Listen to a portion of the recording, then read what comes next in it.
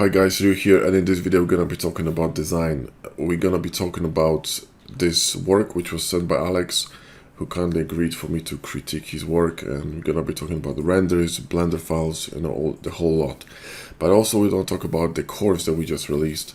Blender Bros released a new course on design, and it's a massive course. There are practical elements to it, theoretical elements to it. We're gonna be talking about how to come up with a design and a block out, because that's where people usually struggle a lot. You know, you got this cube, you open your Blender and you panic because you don't know what to do. You stare at a blank wall. So we're gonna try to overcome this problem. We'll talk about which shapes work together with one another, which don't. Okay, how to become inspired and stay inspired. This is really important. And we're gonna talk about what's a good lighting, because lighting is essential for creating a good render eventually, right? Because that's what's gonna sell you basically. We're gonna talk about elements of a good design. Okay, what is the balance of details? We're gonna talk a lot about details, detail placement, and how to approach detailing your models, how to transition from the blockout phase to mid detail to tertiary detail, etc. Okay, and when to finish a model, because some people don't even know when to finish. They just keep detailing the stuff, and they don't really know when to finish. So you need to kind of feel that that limited. Okay, I think I'm done here, right? We're gonna talk about importance of bevels, chamfers, and lines. We're gonna talk about the 3D-ness of images and how to enhance it. We're gonna talk about echoing and basically a balance and repetition of details, and is it good, is it bad, how to do it, etc. Okay, gonna talk about all these things, and we will also have practical side to this course. They're gonna be two separate models, one by Josh and one by me. One's gonna be more simple, one's gonna be a bit more advanced. Josh is going to bring you through the Substance Painter as well. So it's going to be the full Monty, guys, and we're going to, of course, discuss it while modeling from the perspective of design. So this course is basically meant to make you into a sellable artist who actually dishes portfolio pieces, who will get you jobs, who will catch attention of clients, or potential employers, and land you that job, right? Because you think about it, like for example Cyberpunk 2077, right? I mean, the game was shit when it released, but they sold a ton of copies and people were trying to justify how good it was, and in fact it wasn't. But they wanted this game to succeed so badly because of really well designed marketing, because the game was hype as fuck, right? So the game kind of succeeded even though it was a complete flop, which is an interesting phenomenon. So marketing and selling yourself and visual impact of your work is probably the most important thing in your process, because coming with a cool design, that's the one thing, but you can fuck it up completely with a bad render. Trust me, this is like with shooting photographs. Okay, you have a gorgeous model, but if you have bad lighting, she'll still look like crap. Okay, you can have the average looking model, but if you have really good lighting and know how to process it, she's gonna look gorgeous, right? So this is really important. So we're gonna talk about all these things. So I want to give you a little bit of a preview, talking about design based on Alex's work. This work caught my attention a few weeks ago on our Blender forum on Facebook, Blender Hard Surface, and I talked to Alex and he sent it to me, so here we are. So we're gonna talk about the blend file, we're gonna talk about the renders. So we're gonna talk about these two renders, because that's actually the same thing as you can see here in Blender, right? It's the same thing. And then we're gonna talk about the render I've created afterwards, which is this one. So we're gonna talk about this render, we're gonna talk about how I created it, all these adjustments I've added, and how I rendered it in Blender and why I rendered it this way. And what I want to talk about first is the good things. Okay, so the design and idea is really cool. This is why actually I wanted to pick this image up, because I thought the idea was cool. And you really need to have a good idea, because if you don't have a good idea, then you don't have a story. If you don't have a story, it's a bit bland, all right? It's like food without seasoning, So this is a story. There's a night city, there's some car, floating car with some propellers, there's some station charging. We know what's happening, right? So that's a cool thing. Then idea and the design is also cool in a way that it's a cyberpunk sort of slash sci-fi car with a bit of an older chassis, so it's really cool. So it's kind of like in between sci-fi and cyberpunk, which is awesome, right? And, you know, you can see some really cool mechanical details, looks believable, so it's pretty cool, right? But there are some issues, we're going to talk about them. So let's grab a layer and let's talk about the render first, right? So if we're going to look at this image, first of all, what I can see is that because of this really wide focal length, and he's using 25mm lens, which I think in this case is a little bit too wide. I mean, 35mm is already going generous, 25 is going nuts, all right? So you don't want to go too crazy on your focal length unless you're going for something specifically artistic, right? I don't think this would work as an artistic shot. This is more of a kind of like a shot from a movie, if you know what I mean. So if you look at my render, you can see that it's shot differently. The angle is different. It's a little bit elevated in comparison to this one because that's a lower angle, right? You can see that we're shooting almost on the horizon with this platform, whereas my shot is a little bit elevated, so the horizon is much higher, right? The horizon is somewhere here, okay? Somewhere here, okay? So I'm shooting more or less on the height of this car, so I'm kind of elevated, you know, to the position of this car, and this is my hero object, and you can see that the station is a bit more blurred, etc, etc. So we're gonna be talking about it later, but let's go back here. So now, first of all, my first problem is the focal length. I think it's a bit too wide, and this is why you're getting all these unnecessary negative space on this and this side, okay? This is this looks as if it was a smaller frame fit into a larger picture, right? Because this frame could be much smaller here, much more interesting in my opinion, and fit into a, you know, into a smaller frame like this, right? So you got like a smaller frame trying to fit into the bigger picture, which is one of the causes is the focal length, all right? Second thing is that details, a cluster of details which are really clashing. You have this car detail and the gun clashing with the sign, and believe me, people will look here because it's text, and we are very much drawn to text, okay? And then you got cluster of details here, right? And competing with this one. And then you are being pulled here. So you do have a triangle of details, but the problem is that you have the background, the station, competing with the hero object, which is this, you know, the car, because that's our main actor, right? So that's the problem. These round elements are very powerful, okay? Round elements in general are powerful. Because we have more than one, we're fine, but these are facing us, which means they are literally deadpan, so orthographically circular. And they're very contrasted. That will put a lot of attention. In addition, they look like eyes. So we will be looking for a face here, okay? You know what I mean? See what I mean? We will instinctively we'll be looking for a face. This will put a fuck ton of attention. You don't want that, all right? So you want to misalign them. Now, if you look at my shot, this is exactly what I've done. Now they're having a conversation. Yeah, this is a very subtle change, but if you think about it, it makes sense. Now they're having a conversation, but the focus is in here, right? The focus is in here. Because of the lighting. Look, this is the brightest part, you know, in this entire image, right? So that's really important. Whereas in this image, okay, in the original one, there is no brightest spot. It's equally bright everywhere, and that's the problem. There is no depth to it, right? Then we got another element which annoys me, and this is this. There are two problems in here. One of them is this protruding thing. It looks like a cock sticking out of the bush, right? And second one is the name.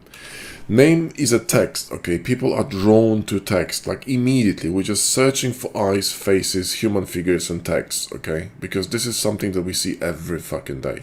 So what you want to do, mate, you want to move it in here, just like I did. So if you look at this image, you can barely see the text, but it's in here.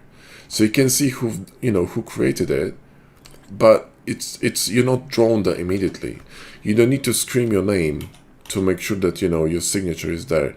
I know what you were going for, because you were going for kind of like a chalk drawn graffiti sort of a thing on it, and it's a cool idea, but it doesn't work in this particular case, right? I would get rid of this, because when I remove this, I guarantee you that it's gonna be already less attention pulling, right? If I just get rid of this, see what I mean? It just becomes less relevant. You don't want to look in here anymore that much, right? So that's that. Then we have small things like highlighting here, probably most people will not notice it, but that annoys the shit out of me. It pulls a lot of attention. You don't need attention here. You need this to frame, not to pull attention. Okay, in my case, this is a framing. The lighting is going from bottom to the top, which makes sense because that's where the light would be. This will be falling off already in darkness, and this is supposed to be framing this, right? Think of it as a bracket. Everything should be pointing to the car, right? And then your eyes should be spilling around. Okay, so because the trick to a good image is that you want to keep people circulating in the image. There's no way people are going to circulate in here because there's no area from two you can go. See, there's no area of anchor from which you could go to another anchor. It's just everything seems very, very important, and your brain gets overloaded and you see just a sea of details, right? These elements are very strong. Okay, these contrasty lights are very powerful. I'll be very careful with this. This is exactly why I dimmed them down behind the fog. I dropped the light over there. I'm gonna talk about it a bit later. So you can still see them, but they're not hero elements anymore. They're supporting elements. They're framing from the bottom to indicate that there is some structure going on, right? So it's all important. Then the city. You can see that the city is actually overlapped on these pillars. So I think what Alex, what you've done is that you put the you've dropped the city image, and you probably ran a gradient tool, and then dropped the opacity, and you left these, you know, piercing through. That's not the best idea. Also, lights in a city do not look like that. Okay, they're much more defined. If you look at the real photographs, I can show you an example. One of my images of a city. I got quite a few. So if you look at a city, even if it's gloomy, okay, I got one picture was shot during rain, right? It was rain, night, and foggy. See that? You know, the bloom, yeah, it's enhanced, but you can see that the lights are popping. They're very vivid, okay? Because fog will actually enhance lighting, not dumb it down, okay? So this should be way more vivid. If you look in here, the city is way more vivid, okay? It looks much more natural. So even if there is a fog, the lights wouldn't be as dull, okay? So these are my, you know, main issues with this image. Also, the chair is a bit too dark. There's too much contrast on the chair compared to the rest of this car. Another small detail, and this is going to like really small details, is that there's no separation between this this light here and the roof. You want to separate elements from one another. You want to create a clearance between elements, okay? To give them space to breathe. Each element should have a breathing space. This space here is not accidental. It's actually very, very, you know, intended, okay? Another problem is that the shadows, right? Look at this. There's a game of highlights and shadows here on these beams, and it's really well pronounced. Eyes will go to areas of contrast. That is contrast, and there's nothing important in here, right? This thing is not important. This thing should be supporting. So what I've done, I've simply introduced bevels to make it more soft, and now the shadow simply slides through it.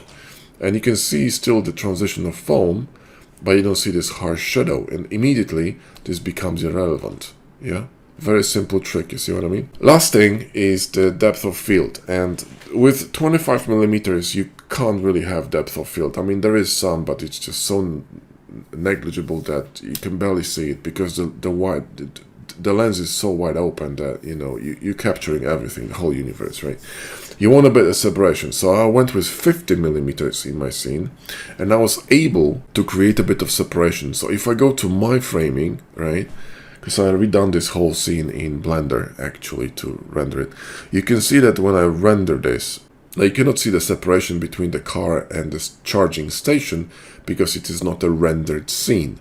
That's actually a rendered preview, so the depth of field is not kicking in. But when I go to Photoshop, and I will go to my render, and I will scroll down here to the original image and show you, look how fuzzy now this charging station is, and the car is much sharper because now the depth of field is actually kicking in, right?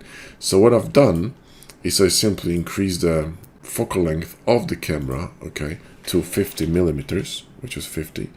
And I work with the depth of field a little bit at 1.2 and manually change the distance focusing on this lamp, which is, you know, more or less in the middle of the car, kind of, because these mechanisms are, you know, they're poking outside, right? The last thing that I've done, and the last thing that I would suggest you do, is that, you know, this car is floating, which means the propellers needs to be working. So what you want to do is you're going to go to Photoshop, use a spin filter, and you actually want to spin them, right? So in this render, you can see that these propellers actually are working, which means it makes bloody sense, right? Now, if you really wanted to make it very realistic, what I could have done is just work a bit with this fog to create, like, you know, swirls of fog. You could do this with Liquify, right? So you could create fog, and you could use Liquify filter in Photoshop to actually create like swirls of fog and whatnot. But I didn't want to do that anymore, you know. But you know, you could push it even further than that, right? But this is a nice touch, and I think it adds more realism. And also the chair is, you know, where is the chair here? This one, see, it's a bit brighter. It was a bit too dark. So these would be the elements that I would change in this image. Also, I think that, I mean, you can shoot from a lower angle. It would work to just show the underbelly of this car. That's cool. But I think this looks a bit more cinematic. I think it's a bit more intimate. It's on a level with someone. Just like when you're shooting portraits. When I shoot renders, I think in terms of portraits. When you think about shooting portraits, and you know, you want to be on level with someone, you're gonna create a much more intimate image. Okay, so if I show one of my portraits, like, you know, let's say a deadpan portrait, let's say this one, right? So you see what I mean? You're on the level with the person on the it's very intimate because you're leveling with their eyesight. So this is what I'm doing in the car. I'm literally on its level. And when you shoot a dog or a kid and you stand, the kid's gonna look retarded. But when you go, you know, or a dog, right, it's gonna look just silly, like a toy. But when you drop to their level, you're dropping into their world, and it's very intimate. You're on their level. It's very important. It's a small trick, but it's very powerful. And this is used a lot in cinema. So this one, you know, it's empowering the car because you're shooting from underneath, but at the same time, you know, the perspective distorts everything. So be careful with that. This image is far better, in my opinion. This one is way better than the previous one, but we had also massive issues in here. For example, we got this. I mean, this should go day one. Probably know what you were trying to do. I think what you were trying to do is create a maybe triangle here between this. So pull an attention all the way here so the eyes can drop, but we don't need that. Okay, so what I would do is, the first thing I would do, I would just remove this, maybe not this way, but just Control J and boom, right? And you see how much better this already looks, right? We don't have this nasty pull over there. Now watch what I'm gonna continue to remove distractions from your image. Okay, so next thing that's gonna go is this this thing here. It's gotta go. So you can grab constant tool, and you know, you can fix it, right? And you know, let's fix this one and this one, and you know, it's a little bit better. Also would dampen it down as well. I would darken it down because it's a little bit too dark. So grab a brush and just, you know, you could top it a little bit, right? Just on top to, you know, dim it a little bit like this, and then simply remove it from darker tones, so it doesn't affect the dark areas, only bright areas. And if I'm gonna combine them into one layer, you can see how much difference this will make, right? See what I mean? These two distracting elements are gone. Now the attention is here, and that's what you want. This name here in the bottom is gotta go. It's an awful place for a name. You wanna put it somewhere in a corner. I mean, names occasionally will work in the middle, but you need to work them into your composition. They need to be part of your image. This is not a part of your image. It wouldn't be floating in the air, right? So you got to remove that, okay? So there's another thing that should go. So I'm going to put it in here, right? And then I would change the framing, right? Because the image isn't terrible, but the framing is bad. So you don't really need this negative space here because it's actually framing nothing. You want to create a bit more intimate situation in here. So you could, you know, you could come much tighter in here, like this. If you wanted to keep the station in a view, that's cool. You could probably do something like this, maybe, right? Maybe. maybe this would work. All right, something like this. That's much better. It's a much fuller image, and already there is a focus on the car. And this actually isn't terrible, right? This could work. So I'll put my name probably somewhere here in the corner, so it doesn't go, you know, doesn't annoy anyone. But I still think that this should be moved a little bit to the right, like this. There should be a little bit more space on the left. So, you know, this framing could be a bit more interesting. Maybe this will be too tight. I'll need to play with this, but you know, something like this, right? This way, don't worry about cropping. Cropping is completely fine. It's gonna create more powerful image, right? Just for example, like this. This is also cropped, okay? No problem. So this is what I've done here. See, I cropped it, and the wheel actually is cropped in here. So and the one here in the front is cropped as well. So this circle supports this car, and this one is gone, doesn't pull any attention. So that's important, right? And then, you know, separation between images, but we're going to be talking about it on the example of this render. So my render, okay, was at 50 mil, right? And all I've changed is the framing a little bit.